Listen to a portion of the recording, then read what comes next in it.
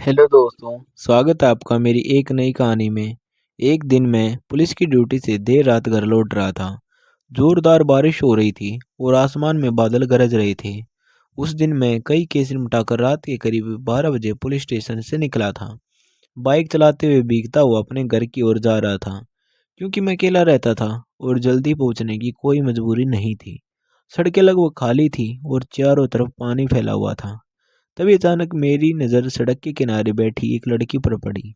वह पूरी तरह भीगी हुई थी और ठंड से कांप रही थी।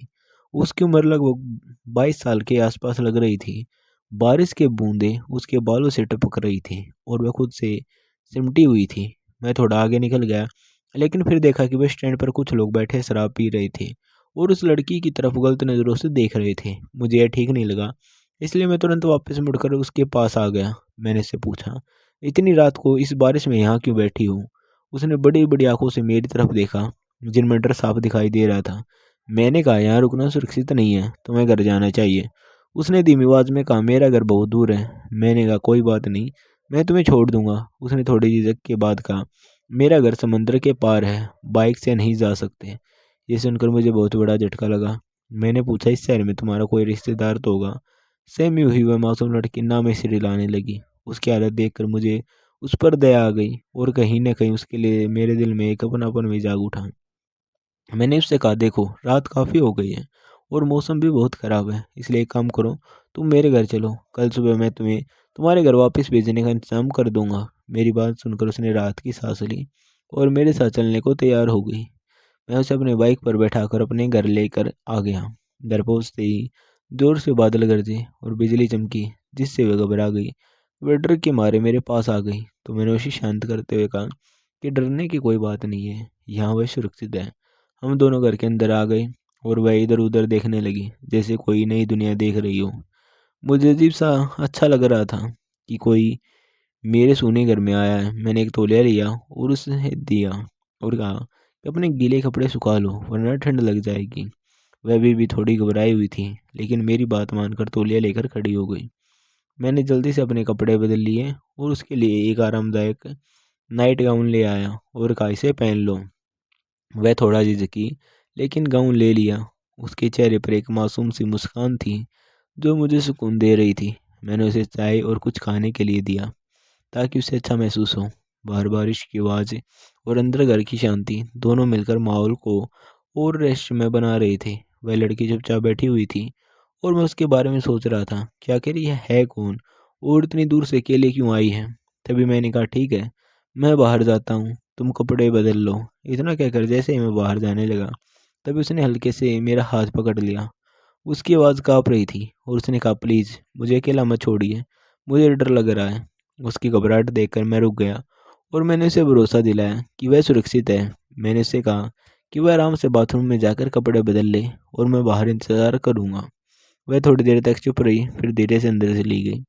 कुछ देर बाद जब वह बाहर आई, तो मैंने देखा कि उसके कपड़ों पर अजीब तरह के रेत जैसे कण चिपके हुए थे। यह देखकर मुझे हैरानी हुई, क्योंकि ऐसा लग रहा था जैसे वह किसी समुद्री किनारे से सीधी चली आई हो। मैंने उससे पूछा कि उसके कपड़ों पर ये रेत कैसे लगी है, तो उसने बस इतना कहा कि वह समंदर से आई है। उसकी बातें और भी रहस्यमय होती जा रही थी। मैंने उसे तौलिया दिया और कहा कि बाल अच्छी तरह सुखा ले, ताकि ठंड न लगे। उसके चेहरे पर एक मासूम सी मुस्कान थी, जो किसी और ही दुनिया की लग रही थी। मैं लगातार यही सोच रहा था कि आखिर ये लड़की कौन है और कहाँ से आई है।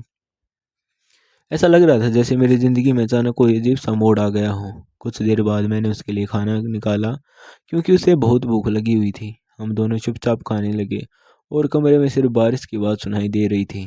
खाना ख़त्म होने के बाद मैंने उससे पूछा, अब बताओ तुम्हारा घर आखिर है कहाँ? उसने धीरे से कहा, मेरा घर समुंदर के पार एक दूर देश में है। मैंने हैरानी से पूछा, तुम वहाँ से यहाँ कैसे आई? उसने बहुत साधारण तरीके से कहा, तैर कर। उसकी ये बात सुनकर मुझे यकीन नहीं हुआ, लेकिन उसके चेहरे पर झूठ की कोई झलक नहीं थी। मैंने फिर पूछा, तुम इतनी दूर अपना घर छोड़कर क्यों आई? उसने कहा, मेरे परिवार ने मेरी शादी तय कर दी थी, लेकिन मैं दुनिया देखना चाहती थी, इसलिए निकल पड़ी। उसकी कहानी सुनकर मैं और भी उलझन में पड़ गया और फिर मैंने उससे पूछा, तुम्हें अपने घर की जगह का नाम पता है क्या? उसने हाँ में सिर हिलाया और अपनी उंगली खिड़की के बाहर दूर फैले समंदर की ओर करके इशारा करने लगी। मैं कुछ समझ ही नहीं पा रहा था कि वह किस दुनिया की बात कर रही है। वह मेरे थोड़ा करीब आ गई और धीमी आवाज में बोली कि उसे मुझ पर भरोसा है। उस पल मुझे भी अजीब सा लगने लगा कि मैं इस अनजानी लड़की से इतनी जल्दी जुड़ता जा रहा हूँ। वह थकी हुई थी, इसलिए उसने अपना सिर मेरे कंधे के पास टिका दिया और मैं बस उसे डांडस देता रहा। बार बारिश की आवाज़ और अंदर कमरे की खामोश माहौल को और रहस्यमय बना रही थी। उसके कपड़ों से हल्की सी समुद्र जैसी खुशबू आ रही थी और मुझे लग रहा था जैसे यह लड़की सच में किसी और ही दुनिया से आई हो। मेरे मन में बार बार यही सवाल उठ रहा था कि आखिर यह कौन है और क्यों आई है। थोड़ी देर बाद हम दोनों सो गए। जब मेरी आँख खुली तो दोपहर के करीब 12 बज चुके थे। वह लड़की मेरे सामने बैठी हुई थी और एक कॉपी में कुछ बना रही थी। उसने मुझे एक नक्शा दिखाया जिसमें समंदर के बीच एक टापू बना हुआ था। मैंने उसे गौर से देखा और कहा कि इतनी दूर जाने के लिए नाव की जरूरत पड़ेगी, क्योंकि मैं तुम्हारी तरह तैर नहीं सकता। वह सुनकर थोड़ी हैरान हो गई, लेकिन फिर मुस्कुरा दी। अगले दिन मैंने एक मशीन से चलने वाली नाव किराए पर ली और कुछ खाने पीने का सामान भी रख लिया। हम दोनों उस नक्शे के अनुसार समंदर की ओर निकल पड़े। जैसे जैसे नाव आगे बढ़ रही थी, मेरे मन में डर भी बढ़ रहा था, क्योंकि मैं इस लड़की को पूरी तरह जानता तक नहीं था। और फिर भी उसकी बातों पर भरोसा करके मैं समंदर के बीच इतनी दूर आ गया था। मुझे तो तैरना भी नहीं आता। यह सोचकर मेरा दिल तेजी से धड़कने लगा और मेरे चेहरे का रंग उड़ गया। काफी दूर जाने के बाद अचानक हमारी नाव किसी चट्टान से टकरा गई और संतुलन बिगड़ गया। देखते ही देखते नाव पलट गई और मैं समुद्र में गिर गया। कुछ पलों तक मुझे कुछ भी याद नहीं रहा। जब मेरी आँख खुली तो मैं एक अजीब से टापू पर खड़ा हुआ था और वह लड़की मेरे सामने बैठी हुई थी। उसने मुझे सहारा दिया तो मुझे एहसास हुआ कि मैं जिंदा हूँ। मैंने उससे घबरा कर पूछा, हम कहाँ हैं? उसने कहा, यह मेरा घर है। वह मुझे अपने टापू पर ले आई थी।